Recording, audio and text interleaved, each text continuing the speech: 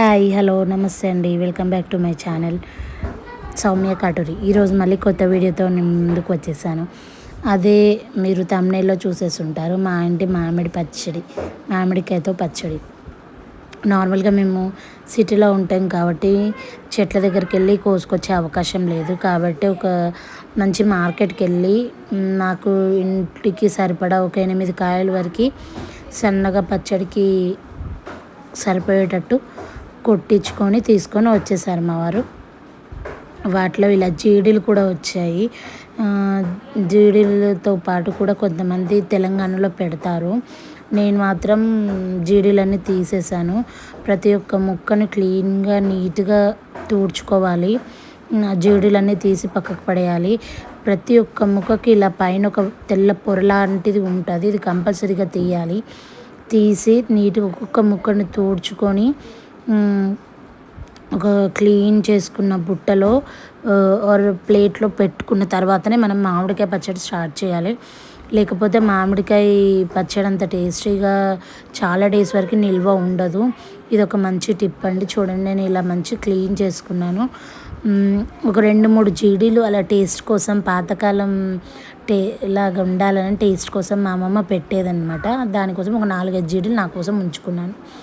తర్వాత జీలకర్ర, ఆవాలు, మెంతులు ఈ 3 కొన్ని తీసుకొని 100 గ్రాములు తీసుకొని అన్నీ వేయించుకొని చల్లారిన తర్వాత మంచిగా మెత్తగా మిక్సీలో గ్రైండ్ చేసుకొని పక్కకు పెట్టేసుకున్నాను. తర్వాత కొలతల ప్రకారం చూపిస్తాను చూడండి. ఒక గిన్నెడు మామిడికాయలు అయితే హాఫ్ గిన్నె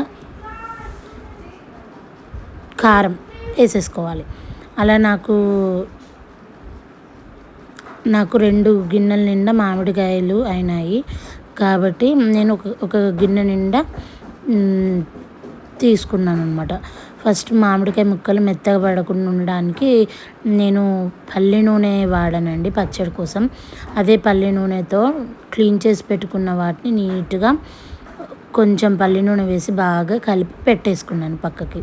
అప్పుడు మామిడికాయ ముక్క అనేది తొందరగా మెత్తగా అయిపోకుండా ఉంటుంది. చూడండి, అదే గిన్నెతో ఒక గిన్నె నిండా కారం తీసుకున్నాను. దాని తర్వాత అదే గిన్నెలో కొంచెం తక్కువ ఉప్పు తీసుకున్నాను. అది పచ్చడి కారం చాలా కారంగా ఉంటుందండి, అందుకని నేను కొంచెం తక్కువ తీసుకున్నాను. ఒకవేళ 3 మ్యాంగోస్ అలాంటిది అయితే కొంచెం మీరు నార్మల్గా సేమ్ కూడా తీసుకోవచ్చు. చిన్న గిన్నె నిండా జీలకర్ర పొడి, ఆవాల పొడి దానికన్నా కొంచెం తక్కువ తీసుకున్నానండి. దాని తర్వాత మెంతుల పొడి దానికన్నా కొంచెం తక్కువ తీసుకున్నాను. ఇలా నాకు తెలిసిన విధంగా నేను ఫస్ట్ ఒక ప్లేట్లో, ఒక తాంబాలం లాంటి పెద్ద వెడల్పు ప్లేట్లో మంచిగా ఇవన్నీ యాడ్ చేసుకొని కొన్ని పొట్టు తీసిన వెల్లుల్లి రెమ్మలు కూడా దాంట్లో వేసేసుకొని ఫస్ట్ బాగా నీట్గా అన్నీ కలిసేటట్టు కలుపుకున్నానండి చేయితోనే. నేను ఈ గరిటెలు అలాంటివి ఏవి వాడలేదు. చాలా నేను ఈ పచ్చడి ఎలా పెట్టానంటే నార్మల్గా మా అమ్మమ్మ వాళ్ళు అలా పెడుతుండేది, కానీ వాళ్ళు చాలా 100 కాయలు అలా పెడుతుండేది. కానీ నేను మా ఇంటికి సరిపడా ఓన్లీ 8 కాయలు పెట్టానండి. మళ్ళీ దీనిలో మేము తెలంగాణ స్పెషల్గా ఏంటంటే అల్లం వెల్లుల్లి వేసి పెడతామండి.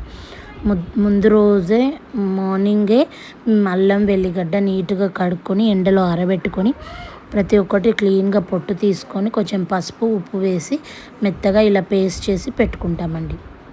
8 కాయలకి ఒక హాఫ్ కేజీ అల్లం వెల్లుల్లి పేస్ట్ దాకా వేస్తాం. తర్వాత పల్లి నూనె ఒక మూకుడులో వేసుకొని బాగా వేడి చేస్తాం. పచ్చడి ప్రాసెస్ అండి స్టార్ట్ అయిపోయింది. కొంచెం నూనె కాగిందా లేదా ఇలా కొంచెం అల్లం వెల్లుల్లి పేస్ట్ వేస్తే మనకి తెలిసిపోతుంది. పల్లి నూనె కదా అండి, కొంచెం అల్లం వెల్లిగడ్డ ముద్ద అందులో మొత్తం వేసేసరికి ఇలా పొంగుతుంది. దీనిలో మంచిగా మనం అల్లం వెల్లుల్లి పేస్ట్ ఇయర్ మొత్తం ఉండడానికి, పచ్చడి పాడు కాకుండా ఉండడానికి ఇలా మనం అల్లం వెల్లుల్లి ముద్దని మంచిగా నూనెలో ఫ్రై చేసుకుంటాము. నూనె మొత్తం పొంగడం అయిపోయే వరకు మెల్లగా గరిటెతోని తిప్పుతూ ఉండాలి. అప్పుడు నార్మల్ స్టేజ్కి నార్మల్గా వచ్చేస్తుంది.